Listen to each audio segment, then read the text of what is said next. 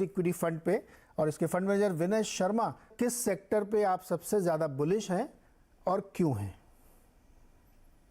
तो सेक्टर आने से पहले नीरज, थोड़ा फिलोसॉफिकली मैं बताना चाहूंगा कि इस वक्त हम इंडियन इकोनॉमी पे बुलिश हैं और ग्लोबल इकोनॉमी पे थोड़ा सी डाउट्स हैं। एज इन यूएस में कितना करेक्शन होगा, उसका कितना इम्पैक्ट होगा एक्सपोर्टिंग सेक्टर्स पे। तो हम जनरली उन सेक्टर्स पे ज्यादा बुलिश हैं जो इंडिया पे डिपेंड करते हैं, इंडियन इकोनॉमी पे डिपेंड करते हैं, और उन सेक्टर्स में थोड़ा अंडरवेट है जो या तो ग्लोबल इकोनॉमी पे डिपेंड करते हैं या ग्लोबल प्राइसिंग पे डिपेंड करते हैं, जैसे कि कमोडिटीज है, रिफाइनिंग है, जिसमें प्राइसिंग ग्लोबली डिटरमाइंड होती है। तो ऐसे सेक्टर्स में हम अभी थोड़ा सा अंडरवेट हैं। एंड ये फिलोसफी लास्ट 2-3 साल से चल रही है। हम लास्ट 3-4 साल से हमारी हाइपोथेसिस ये है कि इंडियन इकोनॉमी का रिवाइवल कोविड से पहले चालू हो गया था। वेदर आप बैंकिंग इंडस्ट्री देखें या केपेक्स साइकिल देखें या डोमेस्टिक कंजम्पशन स्टोरी देखें, and Indian economy fundamentally global economy से बेटर करेगी, ये हाइपोथेसिस लास्ट 2-3 साल से है, वो कंटिन्यू रहती है। तो सेक्टरली अगर आप बात करेंगे तो हम इंडियन सेक्टर्स पे ज्यादा बुलिश हैं इस वक्त। उसमें major sectors obviously macro economy का रिफ्लेक्शन बैंकिंग है। तो banking is the number 1 sector in the fund today.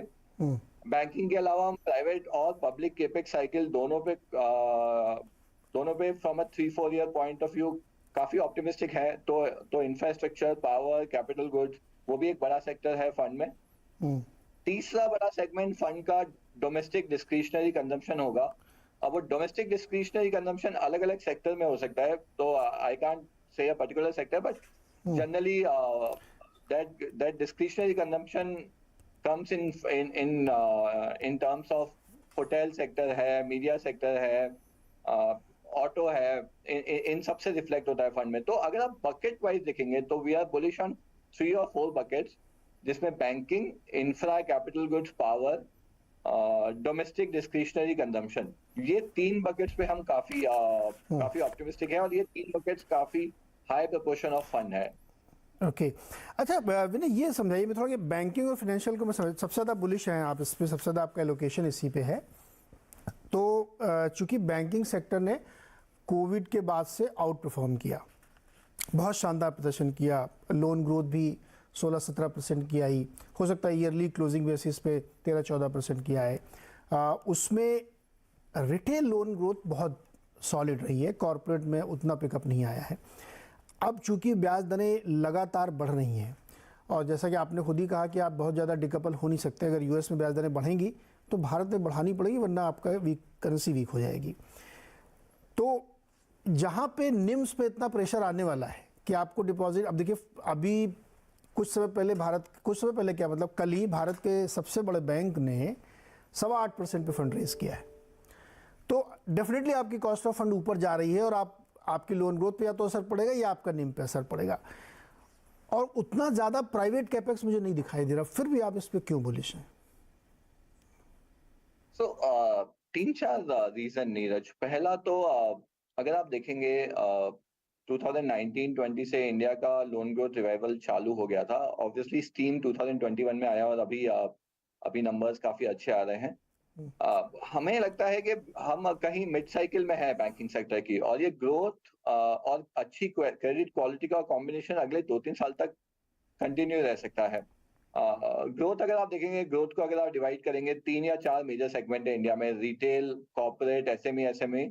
तीनों ही सेगमेंट्स में डिसेंट ग्रोथ आ रहा है। 2020 से पहले सिर्फ रिटेल ग्रो कर रहा था, अगर आप 2020-21 डेटा एनालाइज करेंगे तो कॉर्पोरेट में भी थोड़ा डिसेंट पिकअप है, इंफ्रास्ट्रक्चर में पिकअप है, काफी सेगमेंट में पिकअप दिखाई देने लगा है। जैसे कि मैंने पहले भी कहा, हम प्राइवेट केपेक्स साइकिल पे भी बुलिश है, एंड मैन्युफैक्चरिंग पे ऑप्टिमिस्टिक है, तो उसका भी रिफ्लेक्शन लोन ग्रोथ में आना चाहिए। सो देयरफॉर एंड अगर आप दूसरा इंपॉर्टेंट पहलू देखेंगे बैंकिंग का, वो होता है क्रेडिट क्वालिटी। एंड अगर क्रेडिट क्वालिटी में भी देखेंगे, जो भी 3-4 बड़े सेगमेंट है इंडिया में, उनमें कहीं भी मेजर रिस्क दिखाई नहीं दे रहा है। रिटेल में कोई major risk at least near term में दिखाई नहीं देता है। इंडिया वो के शेप्ड रिकवरी के through has happened in India, and generally banking का जो बड़ा रिटेल कस्टमर है वो middle class, upper middle class ही होता है, and that segment is doing quite well. तो वहां पे कोई बड़ा रिस्क नहीं दे रखा है। अगर आप कॉर्पोरेट सेगमेंट देखेंगे तो कॉर्पोरेट्स ने इतना डीलेवरेज किया है 2015 टू 19 कि अगर अगर आप कॉर्पोरेट डेट भी देखेंगे, इंडिया शायद अपने 10-15 साल के लोएस्ट लेवल्स पे है। तो कॉर्पोरेट्स में भी कोई ऐसा इंडस्ट्री नहीं नहीं नजर आ रहा जहां पे कि कोई बड़ा रिस्क एमिनेट हो सकता है। कोई बड़ा कॉर्पोरेट ग्रुप ऐसा नहीं लग रहा जहां पे बड़े रिस्क एमिनेट हो सकते हैं। इंफ्रास्ट्रक्चर में ऐसा कोई रिस्क नजर नहीं आ रहा। तो generally I think both growth and credit quality can continue to do well for अगले 2-3 साल के लिए। यहीं पे bullishness, I mean prime reason of bullishness यही है कि ग्रोथ और क्रेडिट क्वालिटी दोनों में हम ऑप्टिमिस्टिक हैं। ओके अच्छा विनय, एक सेक्टर आईटी जो बहुत अंडर परफॉर्म कर रहा है, और अंडर परफॉर्म करे या नहीं चल रहा तो अंडर परफॉर्मेंस ही मान रहे हैं लोग, और उसमें अभी यूएस से भी पता नहीं क्या हो रहा है, तो इसलिए बनी अनसर्टेनिटी है। क्या इसलिए आप उसमें इन टर्म्स ऑफ बुके कम आपने ले रखा है? एलोकेशन तो किया है आपने, लेकिन इसलिए कम रख रहे हैं क्योंकि अभी उसमें अनसर्टेनिटी है? तो 2-3 रीजन नीरज। पहला रीजन तो ये है कि जैसे कि मैंने कहा कि हम डोमेस्टिक सेक्टर्स पे ज्यादा ऑप्टिमिस्टिक हैं, एंड आईटी ऑब्वियसली एक ग्लोबल सेक्टर है। ग्लोबल इकोनॉमी डिटरमाइन करती है, पर्टिकुलरली यूएस और यूरोप डिटरमाइन करता है कि आईटी इंडस्ट्री के फंडामेंटल्स कैसे रहेंगे।